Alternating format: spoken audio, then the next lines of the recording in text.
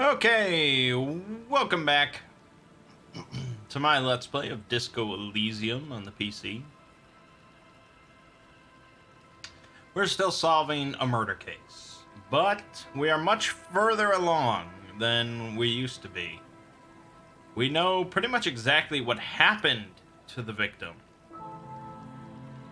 But we don't know who is responsible for murdering him, nor do we know why.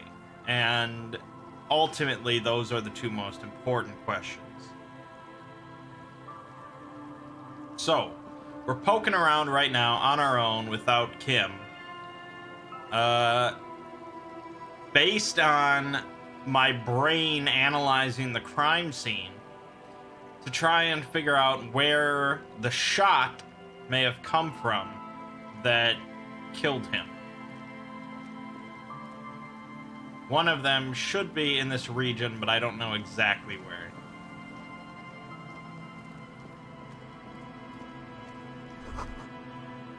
Post orb reflecting water thought. Wait, take a longer look at yourself and how you're reflected in the slick chemical rainbow. What do you see? Metaphor. It's always metaphor. Some kind of metaphor for me? This is more important than you. That's the blood of industry you see before you. The runoff from Coal City, further down the coast. The engines of fortune once roared here. Great wealth poured into Revachol, the Delta, as did smoke, waste, sickness, life. What happened? The engines stopped. The West Revacholian industrial base was dismantled after the war. Now, extinguished coke furnaces dot the landscape, a landscape despoiled by industry.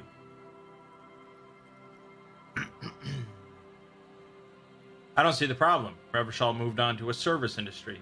Get with the times, yo. Right. Here's some advice that's good for business and life. Never fight a losing battle. I'm not even going to argue with you. Alright.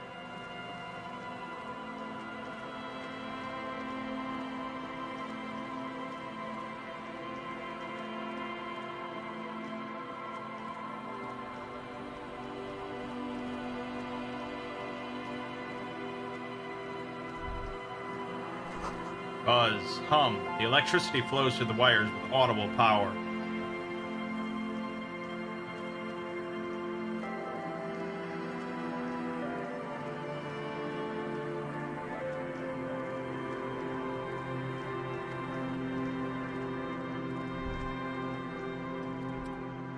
Smell. It's awful and familiar. Hold on, that is awful. Doesn't help, you can still smell it. What is it? Don't you recognize it? That hideous pungency, that faintly cloying sweetness. Only death smells like that. Something cold wakes in the pit of your stomach. Fear. It is death. It must be. It's a dead corpse, isn't it? Yes. A sense of dread washes over you as you look ahead. Careful there. These floorboards look rotten and weak. I don't want to fuck with no corpse without Kim. He's the actual professional. It seems insane to me that a shot would have actually come from all the way over here. But I guess that's what sniping's all about. Didn't you see the movie Shooter? With Marky Mark?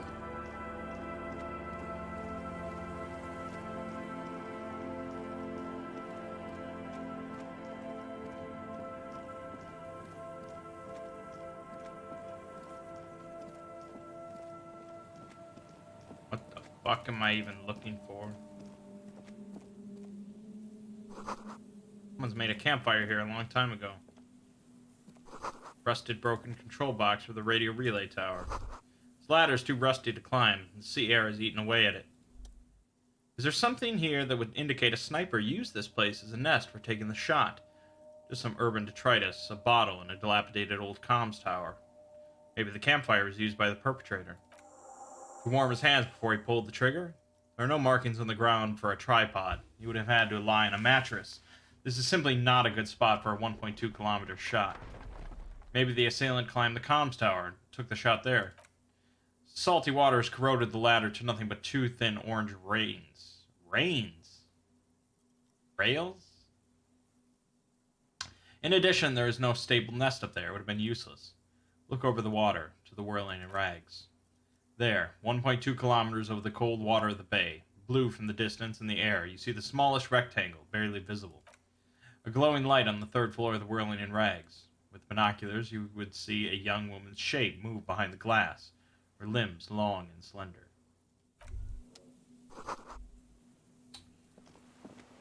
Big no. The big no. Okay. It rules out one. The boardwalk and the island. Don't know how to get to the boardwalk. Or I don't know how to get to the island. The boardwalk. Is that not this section?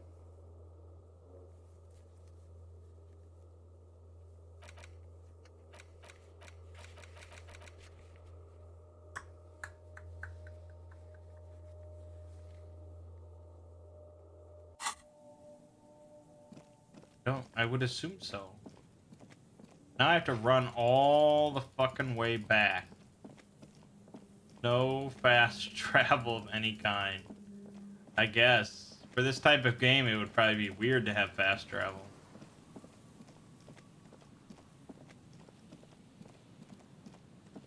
Supposed to just get immersed. Feel the shadow of a very large building fall on you. Yeah, and all these buildings are gonna have to get checked out and blah blah blah.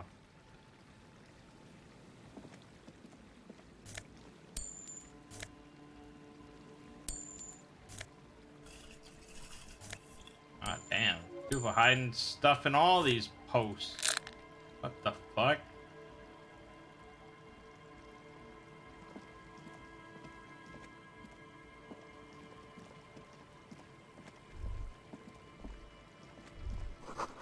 Before you, a drawbridge can only be lowered from the other side.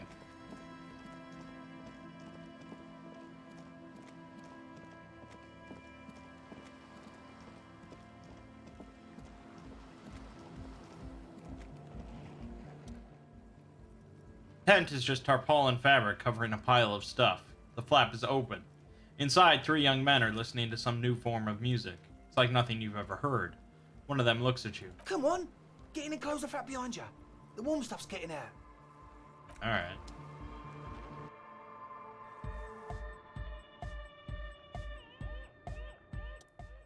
You see a youngish man bleaching the tips of his hair with a toothbrush. He puts the toothbrush down and extends his hand in greeting. Hello, I'm Andre. It's a pleasure to meet you. There's definitely something futuristic about his hair, aggressively so. You get the sense that this is what the future will look like. Imbecilic. Yes, should the future ever come, it will look deeply imbecilic, like this guy. Shake his hand. His grip is strong, sweaty, and warm. He's trying to project and inspire confidence. This is my posse, Noid. The young man with earrings looks at you suspiciously. An egghead. Egg!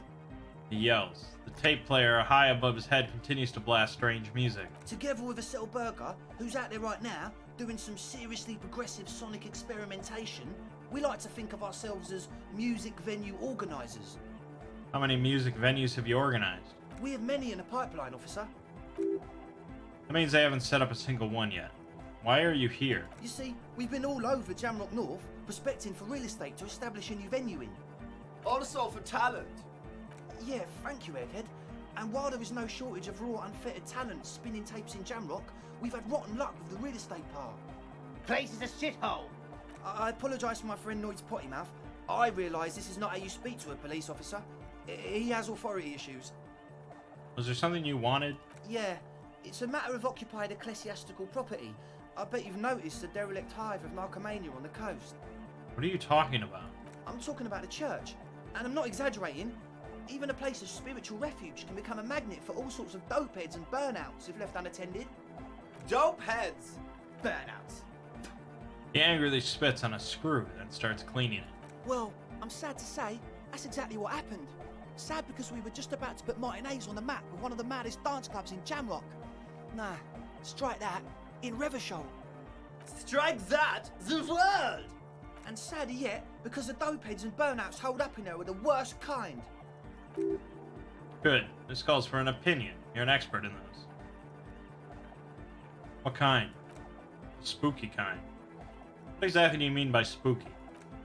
I was hoping you would be the judge of that, officer. All I can say is their spookiness is the kind that keeps us from restoring this church into a community center and a place of spiritual refuge. Also, they don't heat or clean the building. Shit's gonna collapse. People just want to spin tapes without them spooking it up. Place has bad signs. No one can dance like that. Thank you, Egghead. He turns to you. So you're gonna look into it, right? It should be a police matter, getting them out. Whatever spooky stuff they're doing, I'm sure it's not what the Ecclesiastes meant their property for. I'll look into it. Tell me more. Alright, man. Claps his hands enthusiastically. Andre's obviously very happy you took him seriously. The whole tent is. The boys exchange giddy looks. What's the status of the church? I haven't gotten inside the building yet. I asked Noe to install a measure against more drifters wandering in. A padlock. It's a temporary fix. Just something to contain the situation. I had to do it in a hurry. Not my best work, but it should hold for a while. What about the key? Of course. Noe, give the officer the key. Alright. The speed freak dips into his belt pack and produces the yellow key. He then makes a sudden, cool-infused move, tossing it in your general direction. Okay. Be the cool cop. 17%. No. It's as if time is frozen somehow. You think you can sense the key moving in the air. Yeah, this is going to be way cool. Don't ruin the cool by overdoing it. Raise your hand in front of your face with minimum effort. Blam. Straight in the eye. Straight in the old eye orb. In the looking ball. A stabbing pain. Tears stream uncontrollably from your right eye. Fuck me. Goddamn asshole. What's wrong with you? Can't you see I'm in pain now? Man, I'm super sorry. That was totally my bad. I got overexcited. Threw them too hard. I'm sorry. It looks like he's genuinely sorry he didn't throw them better. I'm sorry. I'm sorry. You almost eye murdered me. A cop. That's use of lethal force. Really, I'm sorry, man. Just take this, okay? Pulls out some black paper from his belt pack. Wow, looks like there's quite a lot there. That's the least you could do. 25 bucks. Nice. I hope that settles it. Or wait. The key. He cautiously hands you the yellow key ring. He's shifting in his spot uncomfortably, still feeling sorry for the mishap. We were talking about the padlock, I think? How long have those people been locked in there? How long? Like a week, maybe? He shrugs. How can you be sure they haven't starved to death? I'm super sure they're alive. I mean, come on. I'm at least 90%, maybe 85% sure they're still alive. Somewhere in the ruinous past that led you here, there was something called exams. You may have learned the term involuntary manslaughter there. Andre, do you know what involuntary manslaughter means? Yes, I do. I listen to Channel 8 all the time. I know about crime stuff, and I assure you, officer, this is not what's happening here. I'm at least 80% sure they're alive. I mean, come on. Most people aren't ever that alive in their entire lives. What does that even mean? I don't know. He pauses to think. What does anything mean, really? Oh, yeah. He looks at his friend with an expression of profound understanding. Sounds like nonsense. You're right. It is nonsense. Total garbage. I knew you'd see through it. You're one smart cop. I get by. Now, where was I with that padlock? Yeah, okay. Who exactly are these people inside the church? Truth is, I don't really know. None of us do. I don't even know how many there are. All we've seen are glimpses. You haven't even seen them and you want the police involved? Well, he leans in for emphasis. There's also the machinery. This machinery is of the deeply mystical variety. When I first scouted the place back in February, it was abandoned, empty. Took some time getting the crew together, so about 2 weeks ago we came here hoping to set the stuff up. Suddenly, there are all these strange machines lying around in there. One of them has wires running into bowls of water. Wires. Into water. Never seen anything like it. Andre, tell him about the feeling. Oh, and it felt like there was something in there with us, watching us from the dark. No, the other one. Which other one? I'm not as in tune with my emotions as you are, Egg. Felt like silence. Awful silence. But you haven't physically seen anyone. Not exactly. We've just seen someone who we think is a woman go in and out of the church a couple of times. And we felt someone or something eyeing us inside. But that's kind of it. What was that about something watching you? Like, you aren't alone, you know? It wasn't quite human, if you know what I mean. Not human? As in a ghost? Do you know what he means? It was this dark shape climbing upside down along the ceiling. Like some kind of crab man. A crab man? Yeah, you know. The way it was climbing up and around the ceiling. Like a crab. The other one agrees. It was stalking a cell. Exhibiting ambush behavior. Odd. Crabs are usually marine creatures and not known for climbing walls. Are you sure there was a crab man? Yeah, totally. I mean, I didn't personally see it. The cell was alone that time, but I believe her. If she comes out running and says there's a crab in there, there's a crab in there. You should ask her about it, but be nice. Don't tell her you don't believe in the crab. There probably is no crab man. Don't let them draw you in with this nonsense. Can you tell me more about this machinery? You should talk to Noid about that. I just got a distinct burnout and dopehead sign from them. Probably jacked up to some snuff station, too. Probably very likely.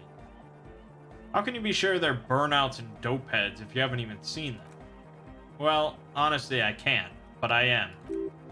This is below feeble attempt at avoidance. Basically, is attempting to weaponize idiocy. Wow. You can't, but you do. I should add weaponized idiocy to my own repertoire. Hey now, he furrows his brow. I'm 70% sure they're substance abusers. Don't let all that technology fool you. He makes little quotation marks with his fingers when he says technology. Where do you think drugs come from? You mentioned some kind of ecclesiastes own the church. Who are these ecclesiastes?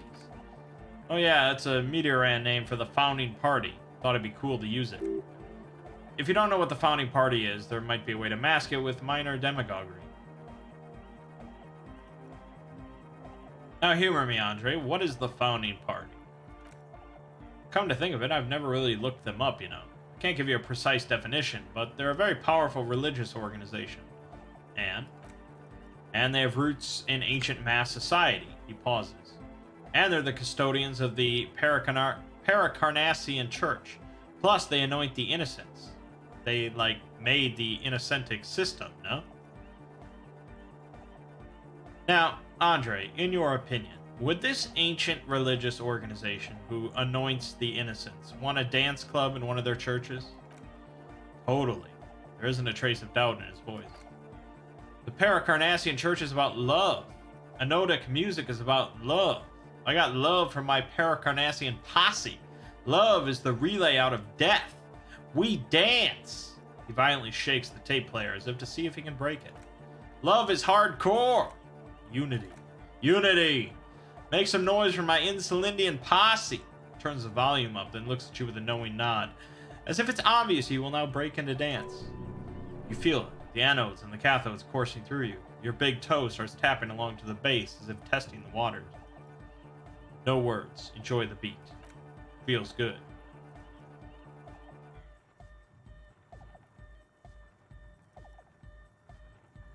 No, this is too much. No sane organization will want this level of absurdity in their church. That's pretty downbeat. I think I speak for all of us when I say we expected the law to be more open to the idea of love, unity, and the Paracarnassian posse. I'm sorry the law doesn't share your vision. Well, he pauses for a moment.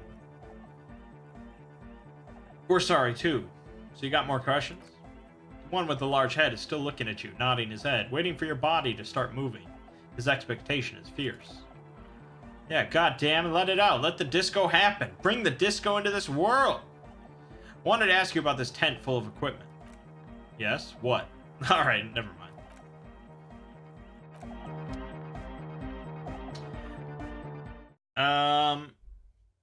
Okay, well, he mentioned seeing a woman go into that place or something like that.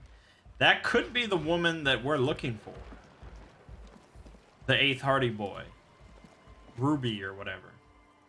A pane of Eternite has been planted into the snow. 2 poles are holding it up. Barely holding it up. It could fall over any minute. A stronger gust of wind might be enough. What is this? Looks like a makeshift bridge currently drawn up. Push it over. The pain falls into the icy snow with a soft thunk. There you have it.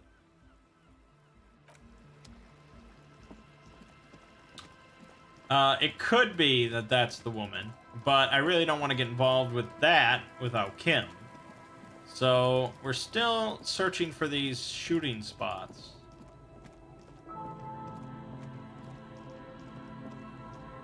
And I just wish, like, when I was at, her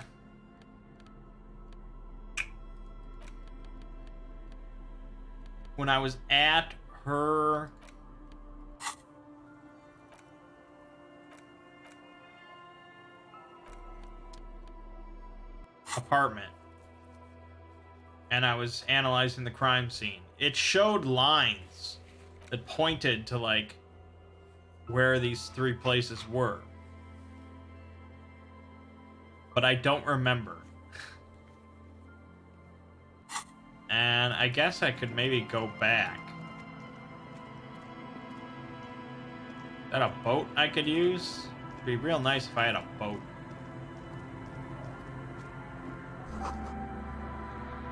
Underside of the boat has been recently tarred. I'm gonna point into logic so I can talk to Titus.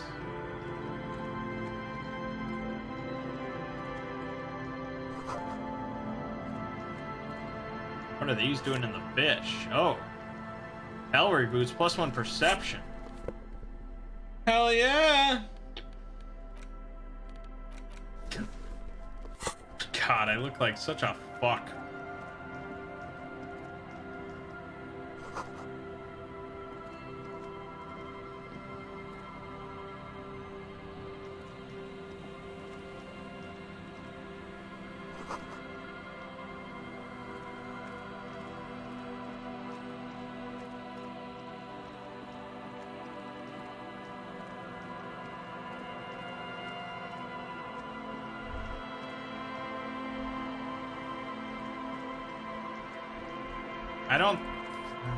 I don't think this is the boardwalk.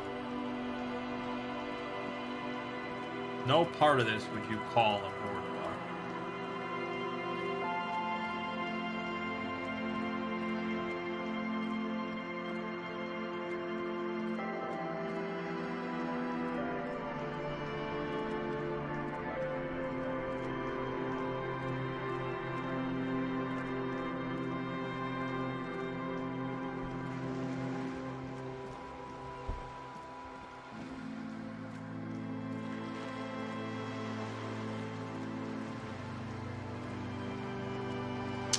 There's just gotta be a spot.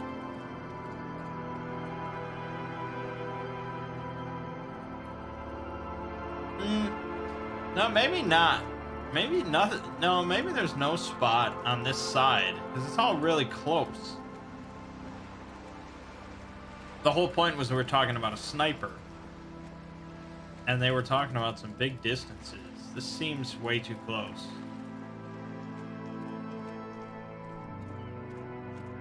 I'm gonna go back up into the room. It's tedious, I know, but I mean, honestly, I guess I could just look it up.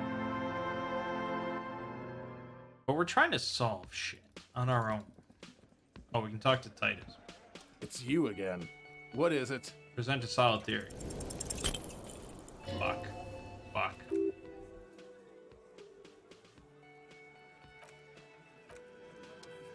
Oh well. I don't know why I'm trying to rush that without actually, like, solving the case.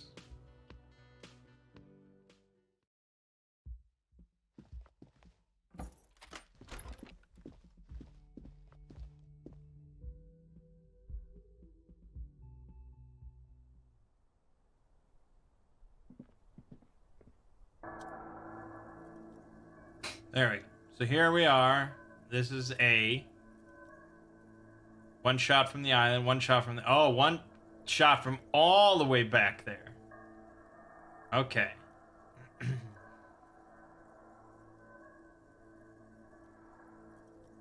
Alright. That's really obnoxious. We have to go all the way back. As for the island, honestly, I mean, we need a boat, right? The only functioning boat that we have seen is that woman Joyce's, the one she's standing on. It's possible, if we explain to her some things that are going on, she'll let us use her boat to go out to the island. It's really a matter of if I want to talk to her without Kim here.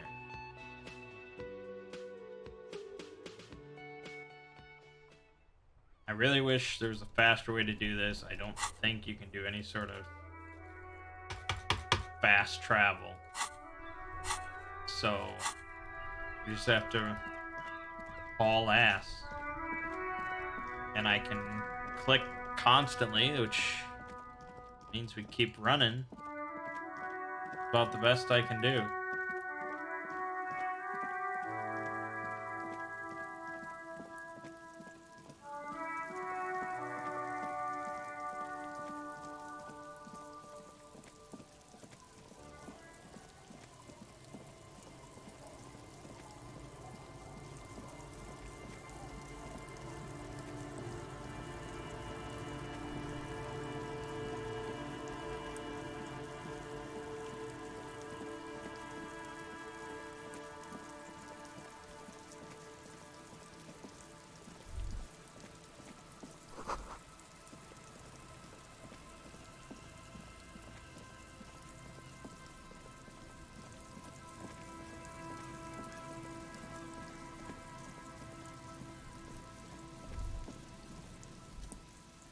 That patch of reeds over there. It's a great place to hide something. Kind of out of the way, being so close to the water. I can't see anything interesting. You don't have a reason to, yet. What is this about? Nothing, just a hunch. The hunch passes, leaving you there by the old buoy bobbing in the water. Time to go. Okay. What, like he stashed the murder weapon in the reeds?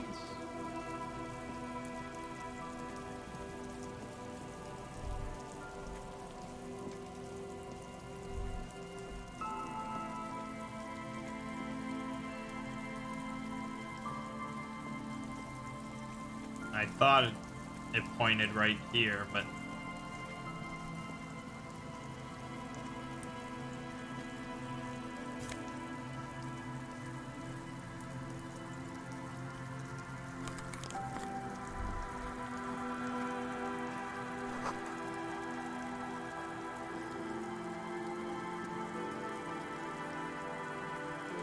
No, I must have...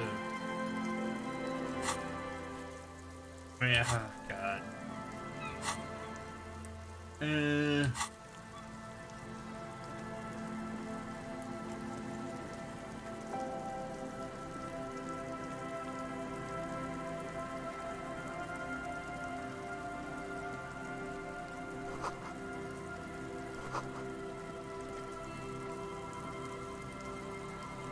it not here that I'm trying to find? Is it further up the coast?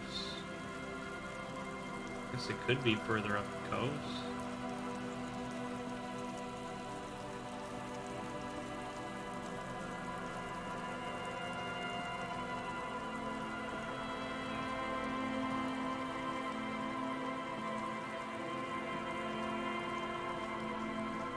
Well, we can't get further up the coast.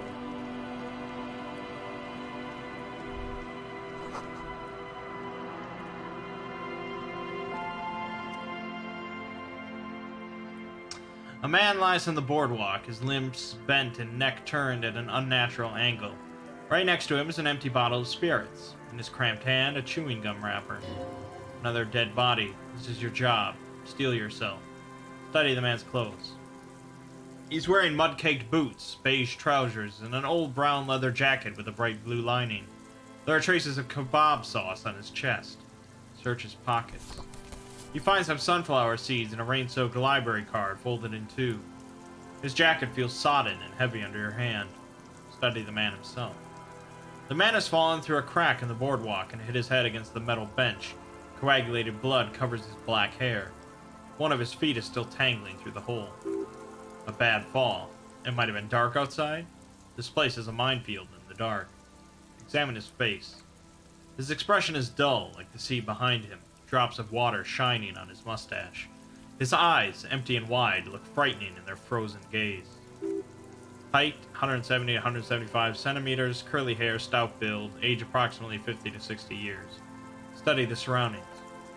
There's some dried blood on the metal bench, right where the corpse's head rests. The floorboards are rotten and slippery wet around the hole. An empty bottle lies nearby. A chewing gum wrapper is clutched in his fist. Examine the man's head. A dry chunk of blood covers the hair at the back of his head, an open wound. It's sticky and cold to your touch. This is what killed him. Step on the floorboards. They screech under your feet, ominously. It's hard to say whether the dead man's weight was what caused the boardwalk to break. He definitely looks fragile. He could have easily disappeared into the sea through that hole, and you would never have found him. Examine the bottle. 0.75 liter Tallulah vodka with its cap missing. There's hardly anything left inside. Chewing gum wrapper. Grabowski's spearmint chewing gum. Green leaves on the cover. The man's mouth is half agape from the terror of the fall. Look in. The blackness of death. Stench. You think you see white chewing gum, too. To hide the stench of alcohol, no doubt. Step back. What should I do with the body? First need to talk with the lieutenant, then report back to the station. This is too complicated to handle on your own. Right. Doesn't seem connected to shooting. There's some tear, an empty cigarette package, and a crumpled kebab wrapper in the trash bin. Examine the tear. 2 empty bottles of Tallulah vodka and a can of black potent porter is all you find. Cigarette package. Whoever tossed it here was a heavy smoker. The brand name reads Red Astra. Red Astra is the black market version of Astra cigarettes, known for their high tar content. Kebab wrapper. You see traces of mayonnaise and ketchup on it, as well as a tomato wedge. The wrapper reads Shish Kebab Revachol. It's no older than a day or two. No mold yet.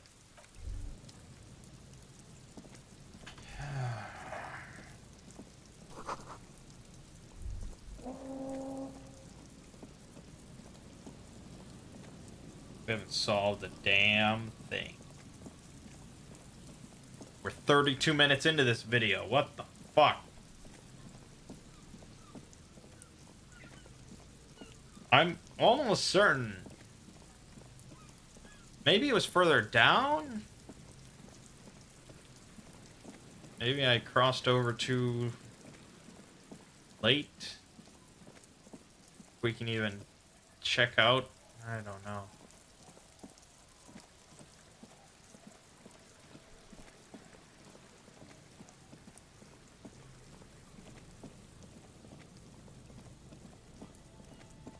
Running somewhere.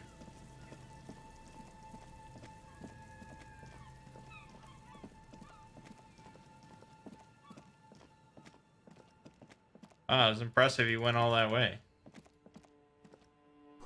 Sign says Entrée interdite. Entry. I don't know what interdite means. Prohibited, I assume. Door is not only barred shut, it's inaccessible. Where the fuck did this guy shoot from?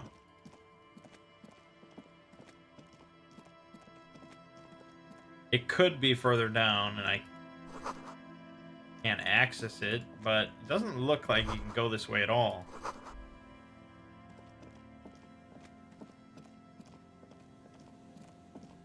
I'm wondering if I'm just not standing in the right spot.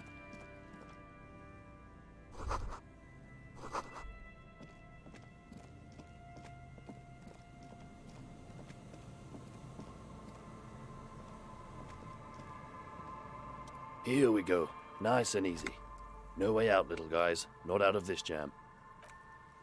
There's a cylinder on the ground in which the man is arranging some netting. It looks like some kind of trap. He notices you. Who's there? Oh, the police. Hello, officer. Why does he immediately recognize me as the police? What about me shows I'm a police officer?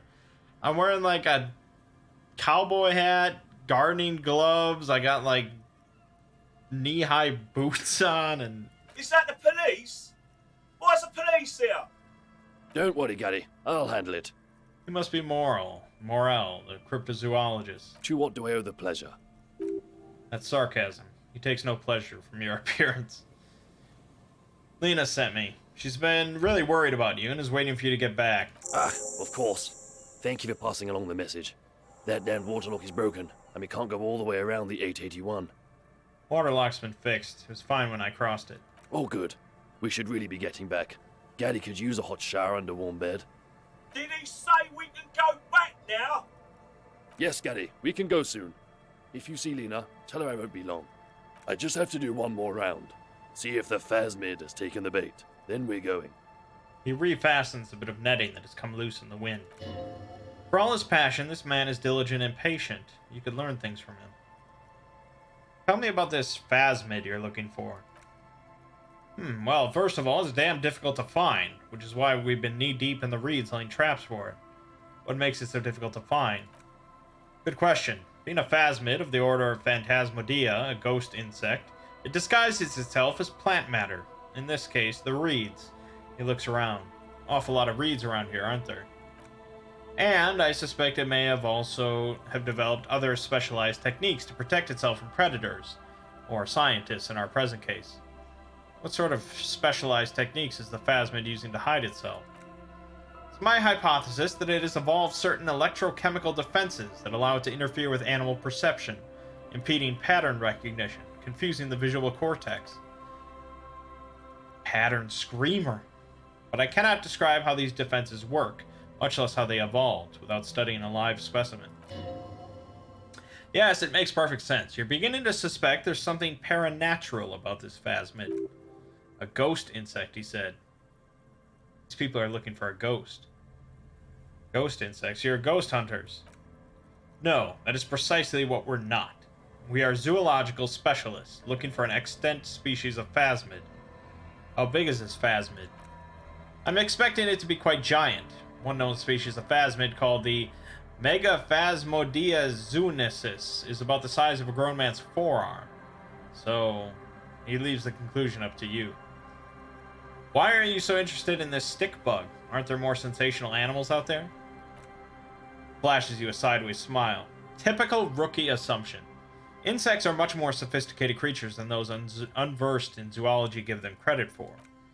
Even simply catching a glimpse of the Insulindian phasmid would be the apex of any cryptozoologist's career.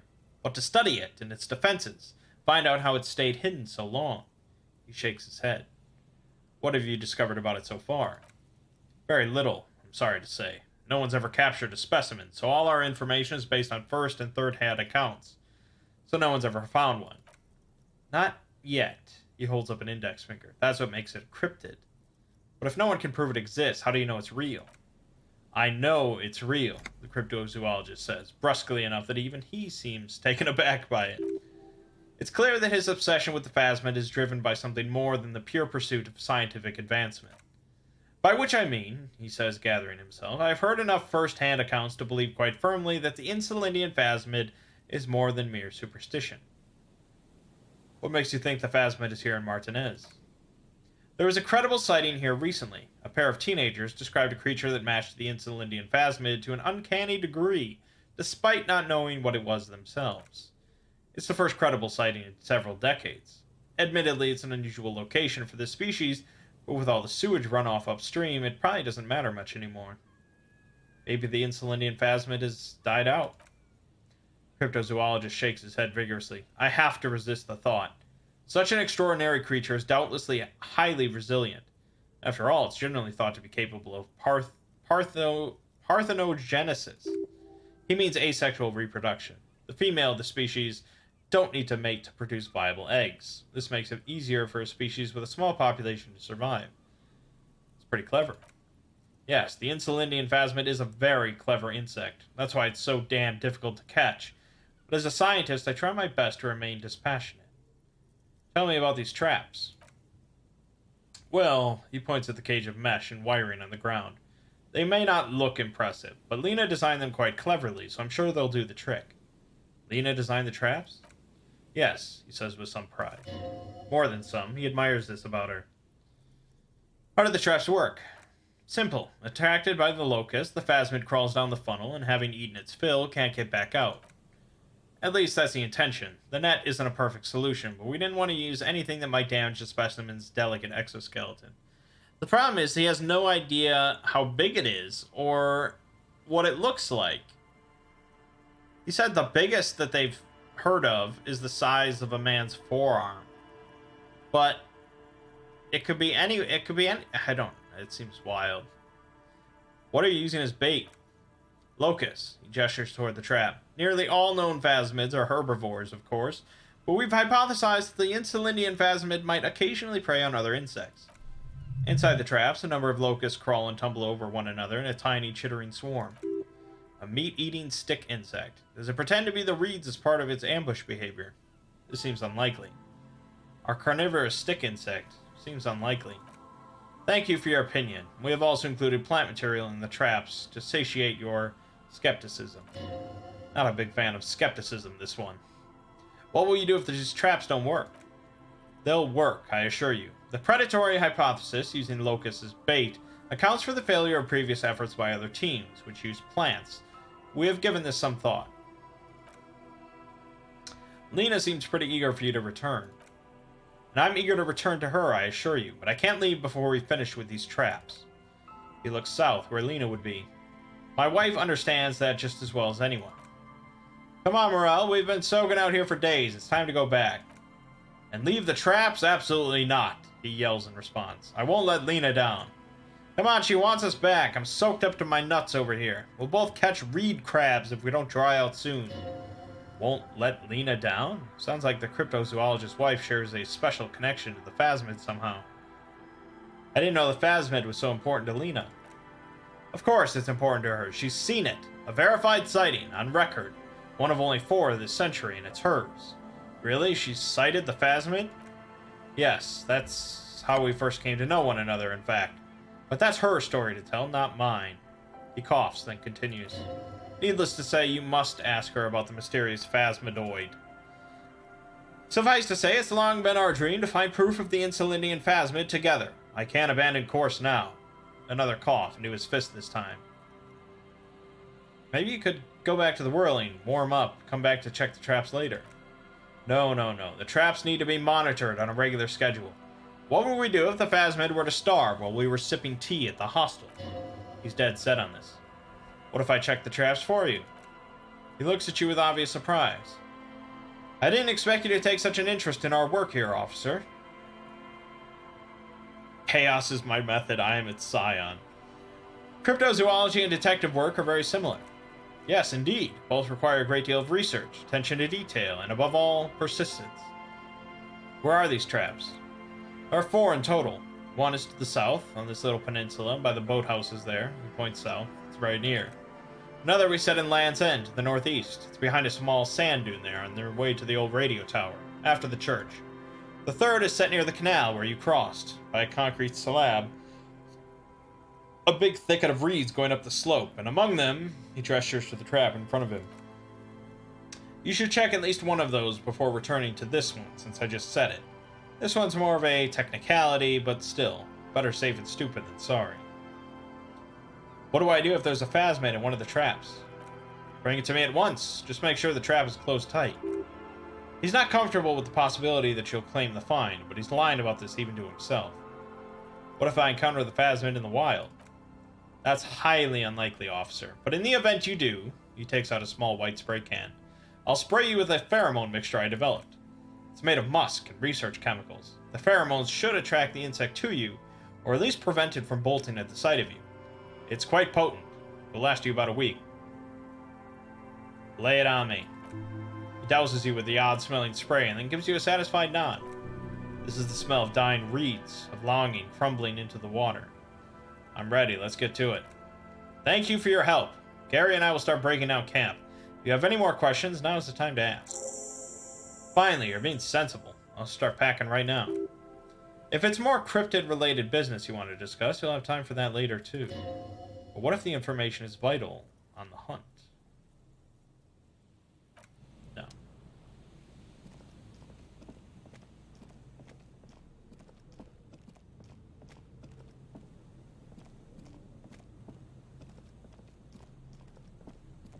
We really haven't done anything.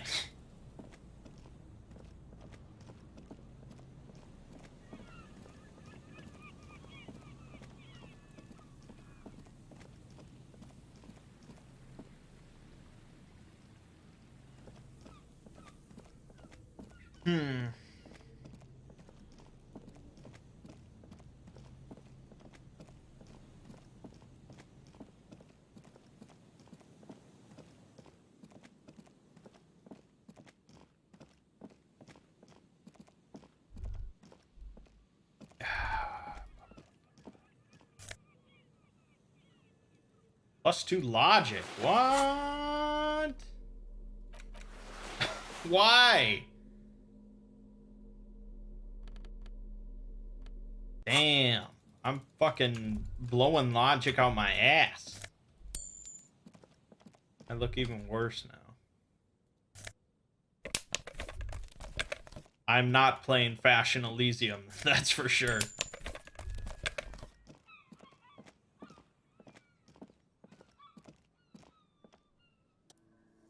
A scattering of bullet holes is spread across the cracked wall, reaching from one corner to the other. Even more bullet holes. Something has definitely happened here. The density and spread of these bullet holes is surprising. This takes a lot of bullets. Fully automatic rifle fire. Why this many bullet holes? A row of ghastly shades stand facing the wall. There are many of them, a dozen at least, their heads lowered and eyes blindfolded. It's quiet. No sound. No movement. 10 meters away, other shades are lined up in an orderly manner, automatic rifles primed. A gust of wind blows by. The coats of the firing squad flap slowly in the breeze. A single person stands on the side. The sun blazes high up in the sky, baking the planks, the sand, your skin. The order was carried out in the afternoon.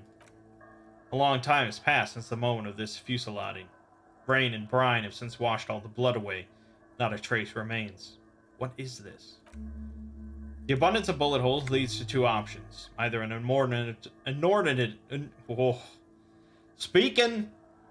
inordinate amount of executions were performed here, or they did not use a conscience round, where only one soldier has the loaded rifle.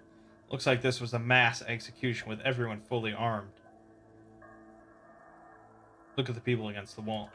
A host of men, probably in everyday clothes, ragged from the conflict and covered in dust. Dude, I gotta end this video soon.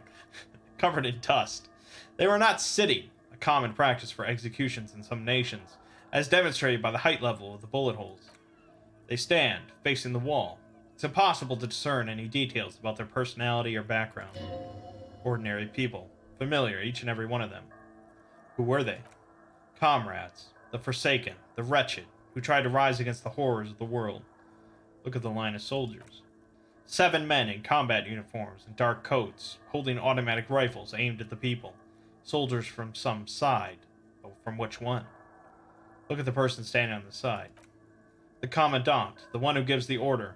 Machine gun fire crackling through the air. The lights of the muzzle flashes dancing on his face. Muzzle flashes dancing on his face. Who was who in this execution? I need to understand. I'm just a representation of your mental faculties, piecing together any available information. You should probably ask the lieutenant. Cold sea wind blows away the figures.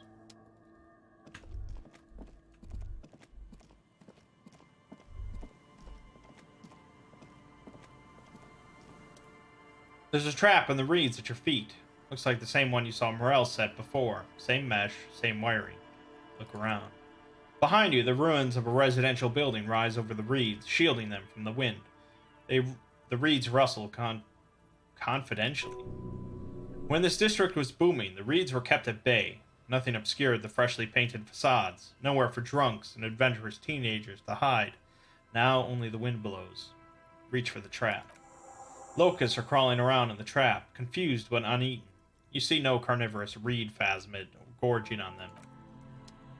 Okay.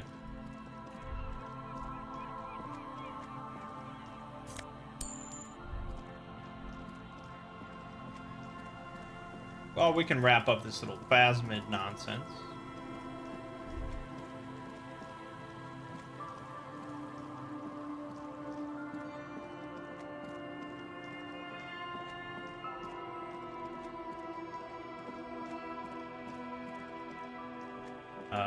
Maybe. I don't really remember where he said this one was. You stop mid-step and put your hand on the garish necktie. That bottle, Broughton. Just look at that bottle. I really don't care about any bottle. I don't want to look at it. You should care. I'm getting a very special vibe from that bottle.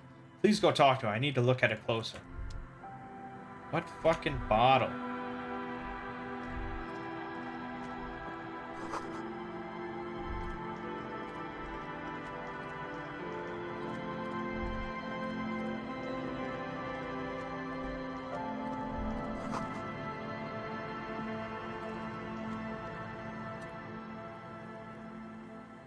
We can waste time sitting on a bench. Why wouldn't you be reading books, man?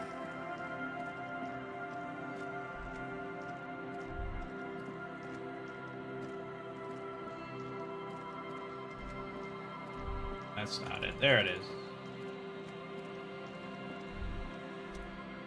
Familiar apparatus lies among the reeds. Another one of Morel's traps, weighed down by stones to keep it in place. The reeds bend forlornly toward the sand.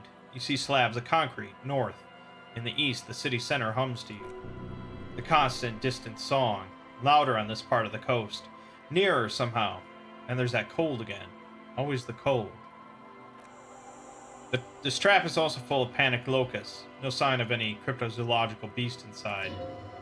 Man, it's lonely doing this alone. The wind seems to howl in a strange manner. Alright, now we just head north to that radio tower, and then back where we started.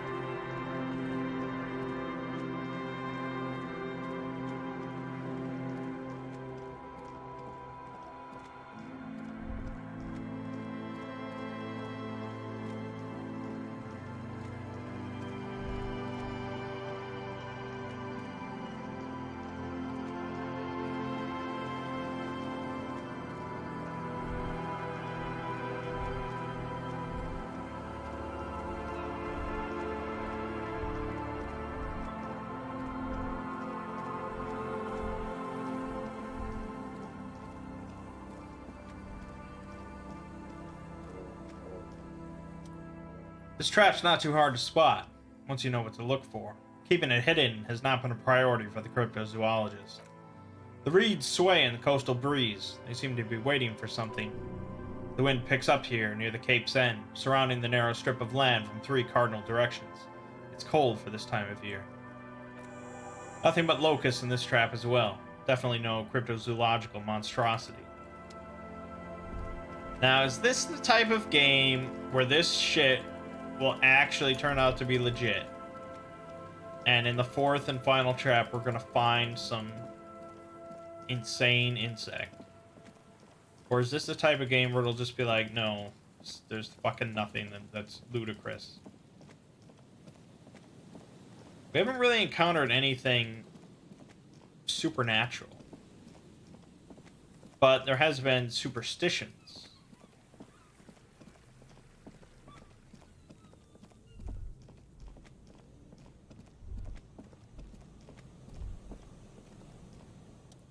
This is the last of the traps, the one Morel just set. Checking it over, he said, is just a technicality. The reeds by the abandoned camp site sway and tremble, while the snow falls all around. The later it gets, the colder. Remnants of the camp can still be seen in the sand, the fire that's gone out. You feel strange somehow. The trap feels light and silent as you pick it up. Something is different here. No locusts. No phasmid either, but still. Look closer still. Nothing. No traces of locusts or the Insulindian phasmid. What happened? The reeds continue to hiss around you as you put the empty trap back in the ground. Time to consult the professionals, Morel and Lena. Okay. Because there was like something here with these reeds. There was like, there's something here, but you're not ready for it. I don't know why it would even tell me that. Alright,